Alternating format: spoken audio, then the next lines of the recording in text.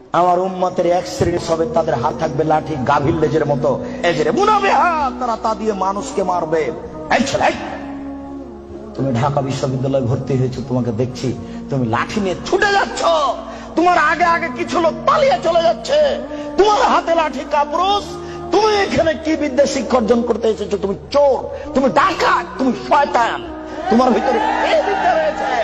তোমাকে যদি আমি মূর্খ প্রমাণ করতে না পারি, আমি জাতির সামনে বক্তব্য দেব না। তোমার হাতের কাল লাঠি, তুমি বলো তুমি এসেছো চাঁপাইনবাবগঞ্জ থেকে পড়াশোনার জন্য, তোমার হাতে কেন লাঠি? কি দেখাতে চেয়েছো তুমি?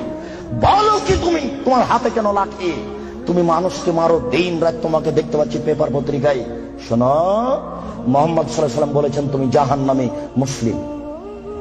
মুসলিম মানে আম গাছে জাম ধরতে পারে, ধরে না, অমাবস্যার রাতে চাঁদ উঠতে পারে, উঠে না, শুয়ের ছিদ্র দিয়ে লাঙ্গলের ফাল ঢুকতে পারে, ঢোকে না, শুয়ের ছিদ্র দিয়ে লাঙ্গলের ফাল ঢুকে যেতে পারে, আম গাছে জাম ধরে যেতে পারে, অমাবস্যার রাতে চাঁদ উঠে যেতে পারে, এগুলো ঘটে যেতে পারে।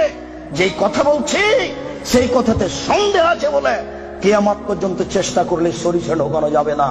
যা বলছি তাই থাকবে, তার নাম মুসলিম।